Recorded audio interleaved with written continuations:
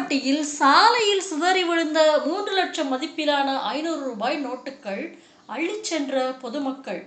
CCTV காட்சிகளின் அடிப்படையில் போலீசார் விசாரணை நடத்தி வருகின்றனர்.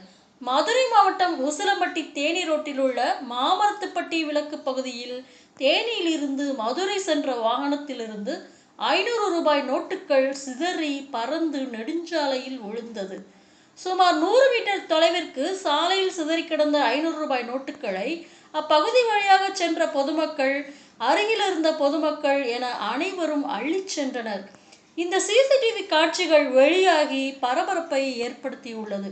சுமார் 3 லட்சம் மதிப்பிலான இந்த 500 ரூபாய் நோட்டுகள் அவ்வழியாக வந்த இருசக்கர வாகனத்திலிருந்தோ பேருந்திலிருந்தோ வீசப்பட்டதா அல்லது தவறி கீழே விழுந்ததா என அப்பகுதியில் உள்ள சிசிடிவி காட்சிகளின் அடிப்படையில் உசிலம்பட்டி நகர் காவல் நிலைய போலீசார் தொடர் விசாரணை நடத்தி வருகின்றனர். மேலும் இந்த பணம் குறித்து யாரும் புகார் அளிக்காத சூழலில், புகார் அளித்தாலும் பொதுமக்களால் அள்ளிச் செல்லப்பட்ட பணத்தை மீட்க முடியுமா என கேள்வியும் எழுந்துள்ளது.